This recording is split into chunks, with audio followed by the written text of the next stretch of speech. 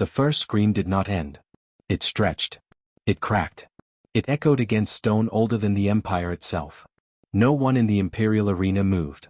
They had learned not to.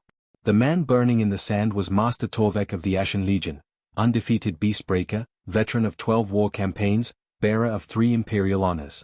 His fireproof sigils glowed bright blue across his armor. For 3 seconds. Then they shattered. There were no visible flames. No sparks. No spell circle. He simply ignited. The smell reached the balcony before the smoke did. The dragon did not roar. It did not thrash. It did not even spread its wings. It only watched.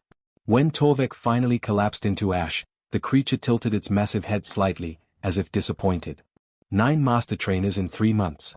Before Torvek had come. General Halrex, who claimed no beast could resist disciplined command.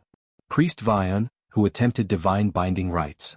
Lady Seraphine, whose bloodline had broken sky serpents since the First Dynasty.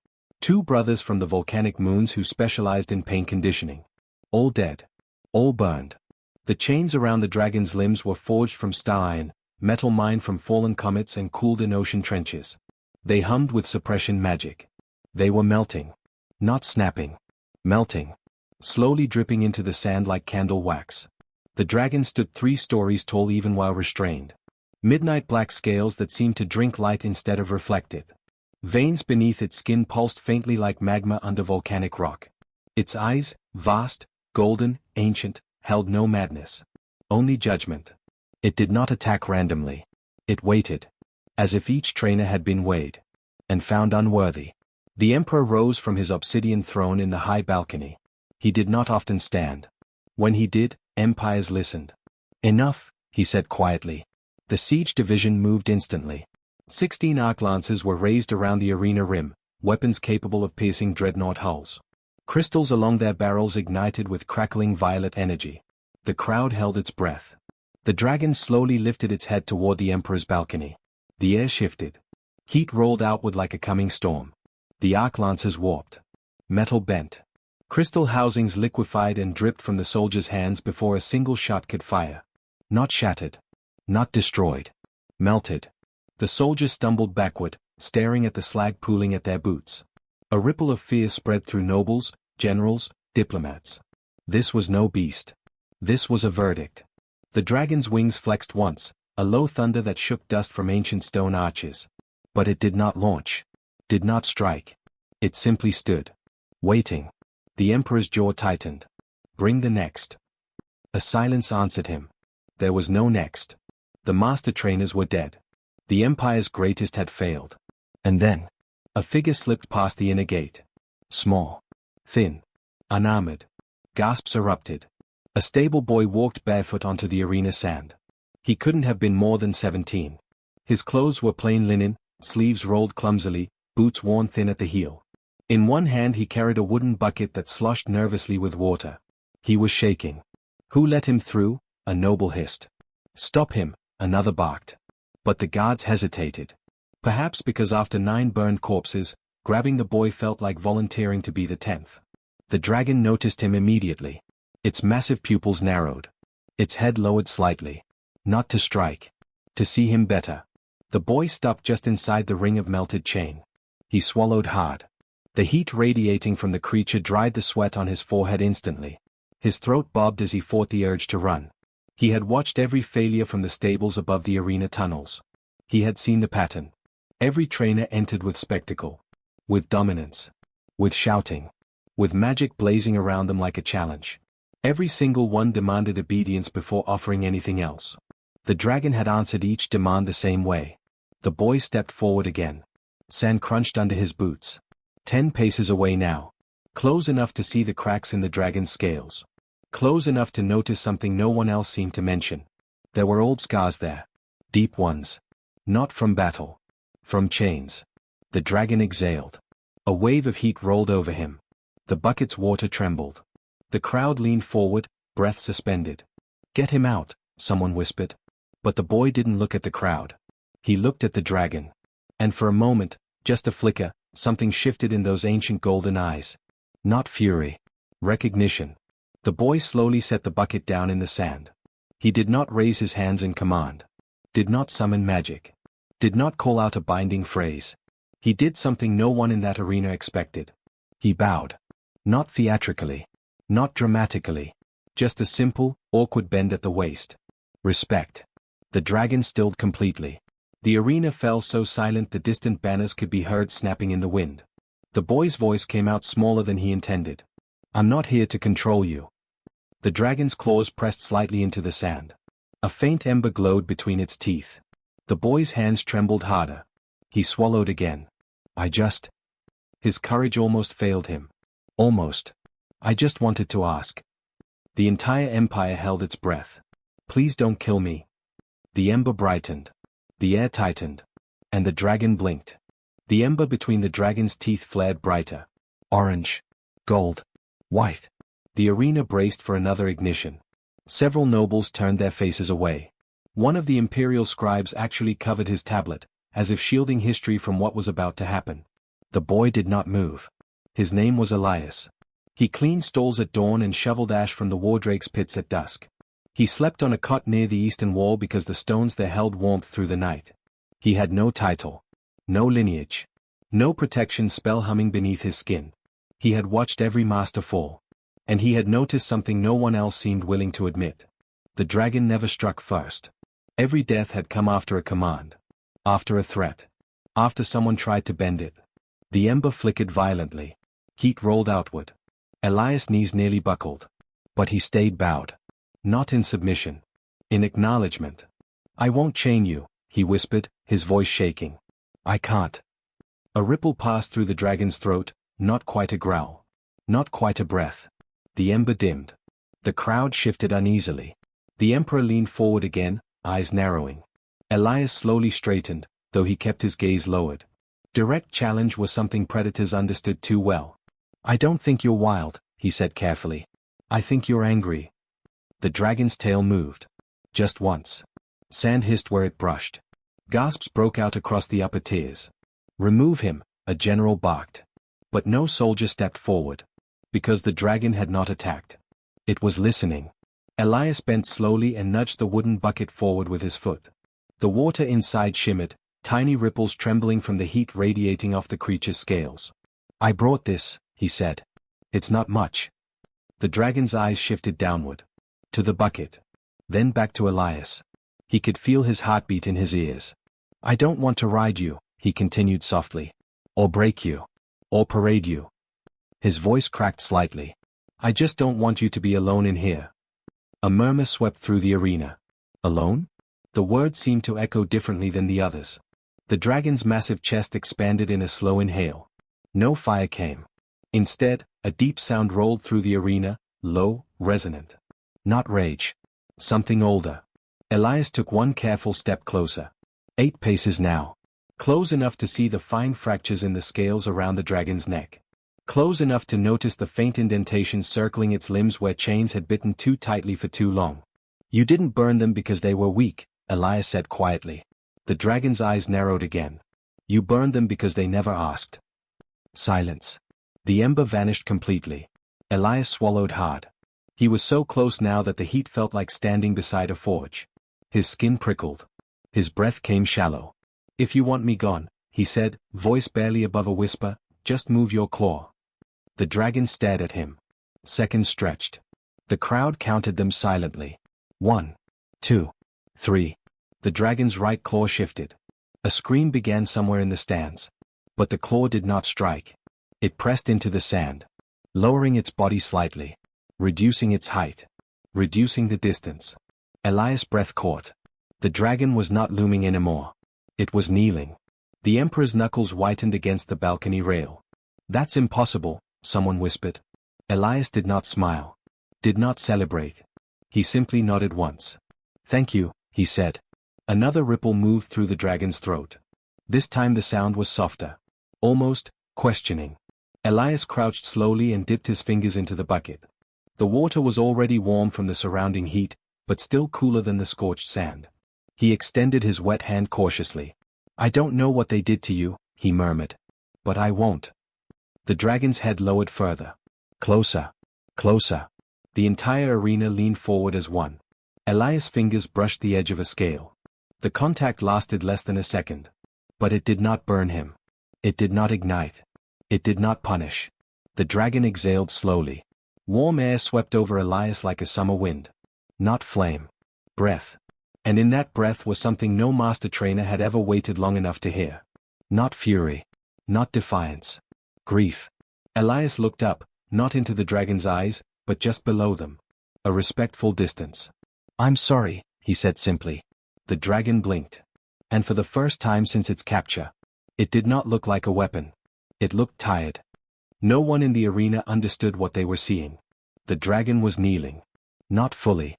Not submissively. But lower. Deliberate. Controlled.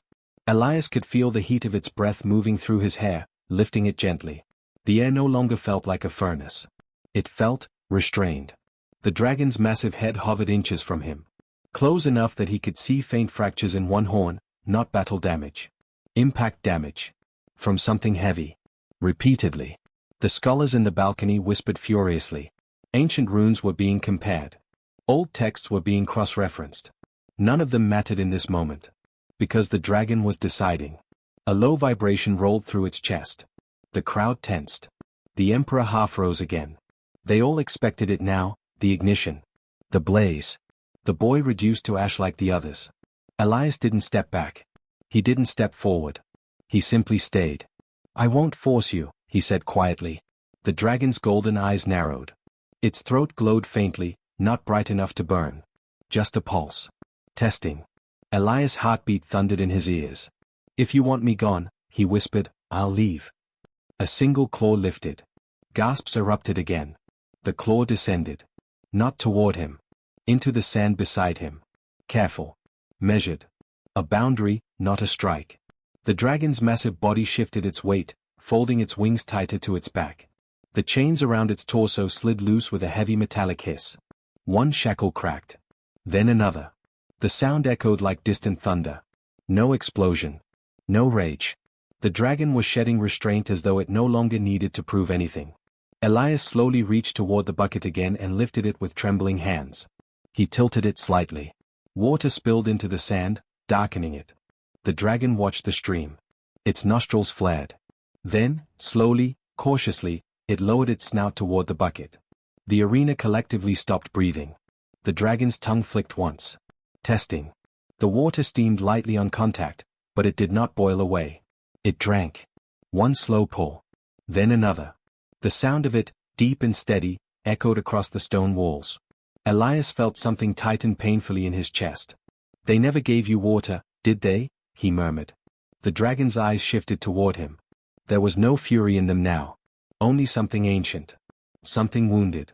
The last chain snapped. It didn't shatter violently. It simply fell away. Metal clanged against stone and lay still. No guards moved. No one dared. The dragon lifted its head after drinking and looked down at Elias again. The space between them felt different now. Not predator and prey. Not master and beast. Two beings measuring trust. Elias did the one thing no one had tried. He reached up, slowly, visibly, and placed his hand flat against the dragon's snout. The contact lasted longer this time. One heartbeat. 2. 3. The scales were warm. Solid. Alive. The dragon did not flinch. It exhaled again, softer. And then something happened that would be written in imperial records for centuries. The dragon lowered its head further. Until its brow touched the sand before Elias. Not collapse. Not exhaustion. A bow. A collective gasp rippled outward like a shockwave. The emperor's voice barely escaped him. "It acknowledges him." Elias' knees almost gave out, not from fear this time, but from the weight of what it meant. He swallowed. "I'm not your master," he whispered. "And I won't be." The dragon's eye shifted upward, watching him closely. Elias managed a shaky smile. "But if you'll have me, I'll stay." The dragon's wing unfurled slightly, not in threat. In acceptance. Wind from the motion rushed outward, carrying sand and ash into the air. Banners snapped violently. Nobles staggered back. But Elias remained where he stood. Small. Unarmed. Unburned. The dragon rose slowly to its full height, no chains, no restraints, towering over the arena. And yet it did not attack. It stepped once. Not away. Beside him. The message was unmistakable. The Empire had tried dominance. It had tried power. It had tried fear. And none of it worked. But a stable boy who brought water, who bowed, who asked, stood alive at the dragon's side. And the fire that had killed 9 masters never came. The arena did not erupt in celebration. It did not dare. The dragon stood unchained beside Elias, wings partially unfurled, shadows stretching across nobles who had once demanded its execution. No one cheered. Because no one believed this was over. The emperor descended from his balcony for the first time in years. Each step down the stone tiers echoed heavily. The dragon's head turned slightly at the movement. Not hostile. Aware. Elias felt it, that subtle shift of muscle beneath scale. Protective. He swallowed. "It's all right," he murmured softly, not taking his eyes off the dragon's shoulder. "He's not here to hurt you." The emperor stopped 10 paces away. Farther than Elias had stood. Closer than any ruler in recorded history had ever dared approach a free dragon. "Boy," the emperor said carefully, "step aside." Elias hesitated. The dragon's chest rumbled, low and warning. "Not fire. Not yet." "I can't," Elias replied quietly. Gasps broke out again. No one told the emperor no. "I won't command it," Elias added quickly. "But I won't abandon it either." The emperor's gaze shifted to the dragon. Ancient gold met aging steel. Seconds stretched. Then the emperor did something that rippled through the empire more deeply than any battle ever had. He lowered his head. Slightly. Not submission. Acknowledgement. The dragon's rumble faded. Around the arena, scholars and historians were already scrambling through sealed archives.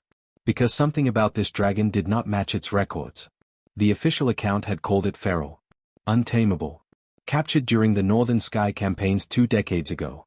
But old texts began surfacing. Fragments from the First Dynasty. Accounts of bonded pairs. Dragon and rider. Not master. Not weapon. Companion. One record in particular silenced the council chamber that night. A rider named Kayla.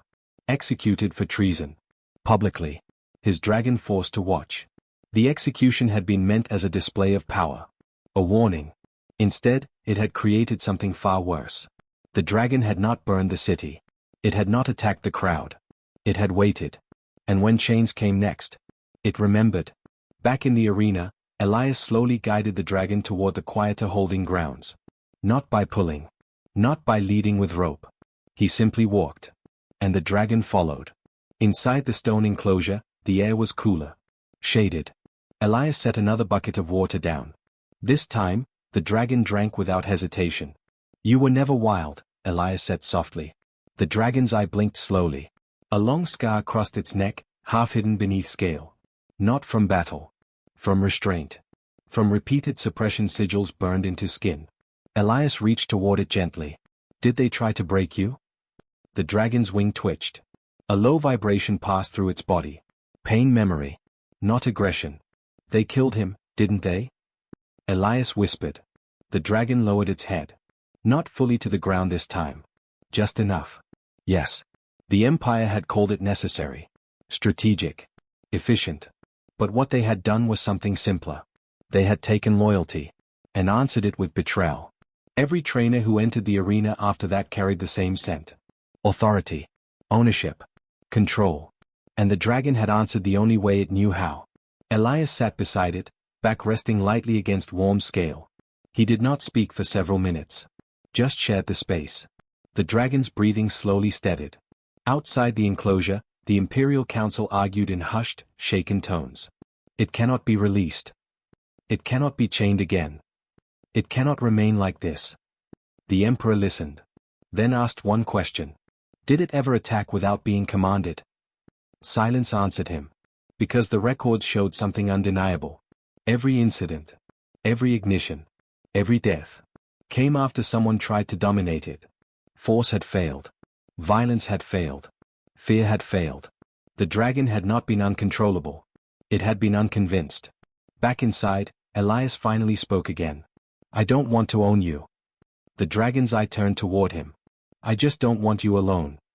The dragon exhaled slowly, and for the first time, the sound carried no tension. Only release. Outside, the last of the suppression sigils dimmed completely. No chain replaced them. No new orders were issued. The Empire had tried to break a dragon. Instead, they had exposed their own cruelty, and the only human it chose to trust was the one who asked instead of commanded. 3 weeks later, the dragon stood in the Grand Plaza. Unchained, unarmored, unburning. Thousands filled the marble terraces. Foreign envoys leaned forward in disbelief. Generals stood rigid, hands hovering near weapons they knew would do nothing. At the center of it all stood Elias. Still in simple linen. Still without rank. The dragon's shadow stretched across banners bearing the imperial crest, the same crest that had once stamped its chains. The emperor stepped forward onto the speaking platform. His voice carried across the plaza. Today, we witness something this empire has never achieved. He paused. Trust. Murmurs rippled outward. The dragon shifted slightly, wings adjusting against the morning light. Not threatening. Not submissive. Simply present. Elias rested a hand lightly against its foreleg. He did not grip. He did not hold. He just stood there. The emperor turned toward him. Tell them, he said. Elias blinked. Tell them what? How you tamed it. A faint ripple of discomfort passed through the dragon's throat at the word. Elias noticed. He shook his head gently. I didn't tame anything. The plaza fell quiet. I stopped trying to win. The emperor's brows tightened slightly. Elias looked up at the dragon, then back at the crowd. You called it wild because it wouldn't obey. He swallowed. But it never attacked without being challenged. Some of the older scholars lowered their eyes. Elias continued, voice steadier now. You brought chains first. Fire second. Commands third. He hesitated. No one brought respect. The word landed heavier than steel. The dragon lowered its massive head beside him, not to the ground this time, but level with Elias' shoulder. Equal. Gasps echoed through the plaza. Foreign diplomats exchanged urgent whispers. A dragon choosing proximity without restraint was something no empire could ignore. The emperor studied the two of them carefully. You risked your life. Elias shrugged slightly. They all did. But you succeeded. Elias' hand moved gently along warm scale. I asked. The emperor stared at him. That is all? Elias nodded. I said please. Silence swept the plaza. Not disbelief. Reflection. The emperor slowly removed his ceremonial glove and stepped forward, closer than he had in the arena weeks ago. The dragon's eye tracked him. Elias didn't intervene. He didn't command the dragon to stay calm. He simply stood there. The emperor stopped 5 paces away. He lowered his head, not deeply, but undeniably. To you, he said quietly to the dragon. The dragon watched him for several long seconds. Then it blinked once. Slow. Deliberate. The tension dissolved. Around the plaza, something shifted in the empire's spine. An understanding. The emperor turned back to the crowd. Effective immediately, imperial beast doctrine is dissolved. Shock rippled outward. No creature under imperial authority will be chained without cause. No living being will be approached with force as default. He glanced briefly toward Elias. Every negotiation will begin with a request. In the distance, bells began ringing, not alarm bells. Declaration bells. Policy change. Reform. The dragon slowly unfurled its wings. Not in dominance. In acknowledgement. Wind swept through the plaza, snapping banners and sending robes fluttering. Citizens shielded their eyes as dust swirled. Elias smiled faintly. The dragon leaned its massive head gently against his shoulder. Not crushing. Careful. The empire's greatest weapon had not been broken. It had been understood. Elias looked out over the sea of faces, nobles, soldiers, envoys, scholars. They thought strength meant control, he said softly. They were wrong. The dragon's eyes glowed faintly in the sunlight, not with fire. With something calmer. Something chosen. The emperor nodded once. And across the empire, the story spread faster than any decree. 9 masters had tried to break the dragon. 1 stable boy had asked it to stay. Force had earned ashes. Respect had earned loyalty. And from that day forward, when the empire approached something powerful, it did not begin with chains. It began with one simple word. Please, fire.